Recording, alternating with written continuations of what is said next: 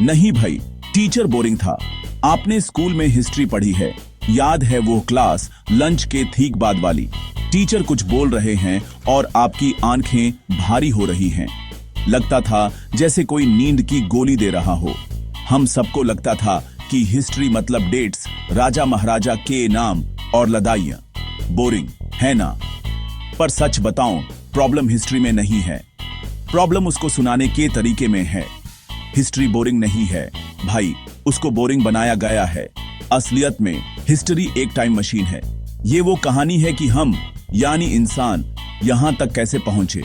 सोचो, अगर हिस्ट्री को एक कहानी की तरह सुनाया जाए, जैसे दोस्तों के बीच किसे सुनाए जाते हैं, भाई पता है 5000 साल पहले क्या हुआ था, ऐसे शुरू हो तो इंटरेस्ट आता है ना। हिस्ट्री वो फिल्म है जिसके हीरो भी हम हैं और विलन भी हम। इसमें कॉमेडी है, ट्रेजेडी है, एक्शन है और रोमांस भी। बस देखने का नजरिया चाहिए। चलो भाई, टाइम मशीन का बटन दबाते हैं। आज की डेट है 2025 सितंबर 3। हम यहां से सीधा जा रहे हैं 5000 साल पीछे। साल होगा लगभग 3000 बीसी। यहां ना इंटरनेट है, ना मोबाइल फोन, ना आपकी फेवरेट वेब सीरीज। यहां है बस जमीन, आसमान और एक नाडी जिसका नाम है इंडस यानी सिंधु। इसी नाडी के आसपास एक नई दुनिया बस रही है। लोग अभी तक छोटे छोटे गांव में रहते थे, लेकिन अब कुछ बड़ा होने वाला है। एक रेवोल्यूशन आ रहा है। लोग अब सिर्फ शिकार करके या फल तोड़ कर पेट नहीं भर रहे, अब वो खेती करना सीख चुके हैं। ये वो टाइम है जब इंसान ने एक जगह टिक कर रहना सीखा। सिंधु नदी के पास की जमीन बहुत उपजाऊ थी। नदी हर साल अपने साथ नई मिट्टी लाती थी जो फसलों के लिए सोने जैसी थी। लोगों ने सोचा, यार जब यहां इतना अच्छा खाना उग सकता है तो इधर उधर क्यों भटकना। हर बड़ी कहानी की शुरुआत एक छोटे से आइडिया से होती है। आईवीसी की कहानी का हीरो था किसान। अगर खेती ना होती तो ये शहर कभी ना बनते। हड़प्पन लोग इस बात को अच्छे से समझते थे। उनकी पूरी इकोनॉमी, उनका पूरा समाज खेती पर टिका हुआ था। वो लोग एक्सपर्ट किसान थे। उन्होंने सिंधु नदी और उसकी सहायक नदियों के पास की जमीन का भरपूर फायदा उठाया। हर साल नदी में बाढ़ आती थी और जब पानी उतरता था तो खेत में एक नई उपजाऊ मिट्टी की परत बिछ जाती थी। फ्री की खाद भाई। तो वो उगाते क्या थे? उनकी में फासलें थी गेहूं और जौ। ये दोनों अनाज ऐसे थे जिन्हें स्टोर करना आसान था। एएपी आज गेहूं उगाओ और साल भर आराम से उसकी रोटी खाओ। इससे फूड सिक्योरिटी मिलती थी। लोगों को रोज रोज खाने की टेंशन नहीं रहती थी। इसके अलावा वो लोग दाल, मटर और तिल भी उगाते थे। एक कंप्लीट डाइट थी उनके पास। प्रोटीन, कार्ब्स, फैट, सबका बैलेंस था।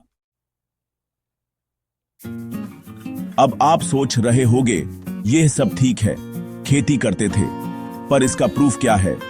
हिस्ट्री सबूत मांगती है भाई। और हड़प्पन लोगों ने इतने सबूत छोड़े हैं कि हम पढ़ते पढ़ते थक जाएं। सबसे तगड़ा सबूत मिला है राजस्थान के कलिबांगन में। यहां आर्कियोलॉजिस्ट्स को खुदाई में एक पूरा जोता हुआ खेत मिला है। हां, सही सुना आपने, एक खेत जिसमें हाल से बनाई गई लकीरें आज भी साफ दिखती हैं। यह दुनिया के सबसे पुराने जोते हुए खेतों में से एक है। यह इंडिया का सबसे पुराना ट्रैक्टर प्रूफ है। इसकी लकीरें एक खास पैटर्न में बनाई गई हैं। कुछ लकीरें एक दिशा में हैं और कुछ दूसरी दिशा में एक दूसरे को 90 डिग्री एंगल पर काट रही हैं, जैसे चेस का बोर्ड होता है। आर्कियोलॉजिस्ट्स का मानना है कि इससे वो लोग एक साथ दो अलग अलग फसलें उगाते थे। एक लाइन में गेहूं लगा दिया तो दूसरी लाइन में सरसन या चना। इसको मिक्स्ड क्रॉपिंग कहते हैं। यह टेक्निक आज भी किसान इस्तेमाल करते हैं ताकि जमीन की उपजाऊ शक्ति बनी रहे। गेहूं और जौ से पेट तो भर गया, लेकिन तान की बात भी जरूरी थी। कपड़े पहनना सभ्य होने की निशानी मानी जाती है और इस मामले में हड़प्पन लोग पूरी दुनिया के गुरु थे। उन्होंने दुनिया को एक ऐसी चीज दी जिसके बिना आज हम अपनी लाइफ इमेजिन भी नहीं कर सकते। वो चीज है कपास यानी कॉटन। जी हां, इंडस वैली सिविलाइजेशन वो पहली जगह थी जहां कॉटन उगाया गया और उससे कपड़ा बनाया गया। जब यूरोप और बाकी जगहों पर लोग जानवरों की खाल या पेड़ों की छाल पहन रहे थे, तब हमारे लोग यहाँ सूती कपड़े पहनकर स्टाइल में घूम रहे थे। ये कोई छोटा मोटा इन्वेंशन नहीं था, ये एक गेम चेंजर था। कॉटन का कपड़ा हल्का होता है, कंफर्टेबल होता है और इंडिया जैसे गर्म मौसम के लिए परफेक्ट है। मोहेंजोदारो की खुदाई में सूती कपड़े के ये टुकड़े मिले हैं। इसके अलावा मिट्टी की तकलियां यानी स्पिंडल्स मिली हैं, जिनसे सूती धागा बनाया जाता था। इससे पता चलता है कि कपड़ा बुनना उनके घर घर का काम था। लोग अपने लिए कपड़े खुद बनाते थे। ये उनकी सेल्फ सफिशिएंसी का एक और एग्जाम्पल है। इंसान अकेला कुछ नहीं कर सकता। यूज हमेशा से साथी की जरूरत रही है और हड़प्पन लोगों के सबसे अच्छे साथी थे जानवर। उन्होंने जानवरों को पालना यानी डोमेस्टिकेशन सीख लिया था और ये उनकी लाइफ का एक इंपॉर्टेंट पार्ट था।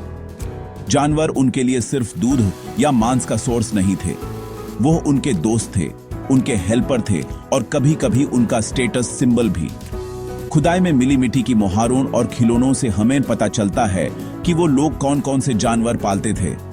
इस लिस्ट में कुत्ते, बिल्ली, भेड़, बकरी, गाय, भैंस और बैल शामिल हैं। सबसे इंपॉर्टेंट जानवर था बैल यानी बुल।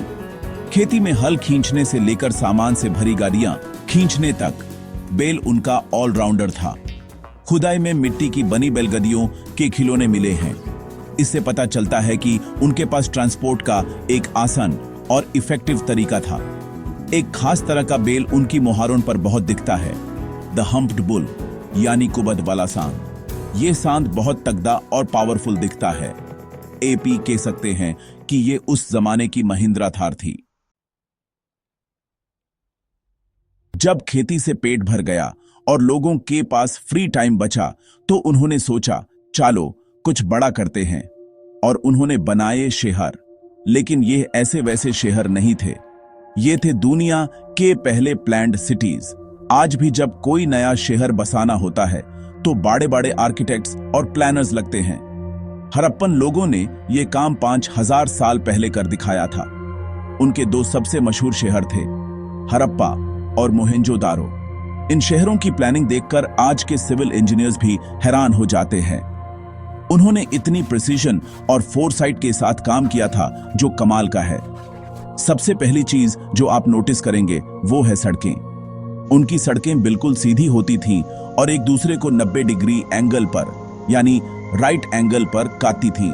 इससे पूरा शहर एक ग्रिड पैटर्न में जैसे चौखातों में बंध जाता था। ऐसा लगता था जैसे किसी ने स्केल और पेंसिल से डिजाइन बनाया हो। मेन सड़कें काफी चौड़ी होती थीं ताकि दो बैलगाड़ियां आराम से एक साथ गुजार सकें। यह प्लानिंग आज के मॉडर्न शहरों जैसे चंडीगढ़ में भी देखी जाती है। मोहेंजोदारो के शहर में एक ऐसी चीज मिली है जिसे देखकर सबकी आंखें खुली की खुली रह जाती हैं। इसे कहते हैं द ग्रेट बाथ। आसान भाषा में यह दुनिया का सबसे पुराना स्विमिंग पूल है। हाँ भाई, सही पढ़ा। एक बड़ा सा पक्की ईंटों से बना हुआ टैंक जो लगभग 12 मीटर लंबा, 7 मीटर चौड़ा और 2.5 मीटर गहरा है। इसके दोनों तरफ नीचे उतरने के लिए सीढ़ियां बनी हुई हैं। इसके फ्लोर और दीवारों पर बिटुमेन यानी नेचुरल तर की एक मोटी लेयर लगाई गई है ताकि पानी लीक ना हो। एकदम वाटरप्रूफ। यह कोई आम स्विमिंग पूल नहीं था। इसके पास में ही एक कुआं था जिससे इसमें पानी भरा जाता था और गंदे पानी को निकालने के लिए एक अलग से नाला भी था। पूरा सिस्टम सेट था। टैंक के चारों तरफ छोटे छोटे कमरे बने हुए थे। शायद ये चेंजिंग रूम्स थे। अब सोचो, हम लोग आजकल सोसाइटी में स्विमिंग पूल बने पर कितने खुश होते हैं। तो भाई, ये तो बस ट्रेलर था, अभी तो पूरी फिल्म बाकी है। हड़प्पन लोगों ने दुनिया के पहले प्लैन्ड शहर बनाए, खेती की और एक बेहतर जिंदगी जीने की सोची। उनकी प्लानिंग, इंजीनियरिंग और विजन टॉप क्लास था। उन्होंने एक ऐसी नींव रखी जिस पर आज भी हमारी मॉडर्न दुनिया खड़ी है। लेकिन कहानी यही खत्म नहीं होती। अगले एपिसोड में हम उनके ट्रेड, आर्ट और मिस्ट्रीज को एक्सप्लोर करेंगे। तो तैयार हो जाओ।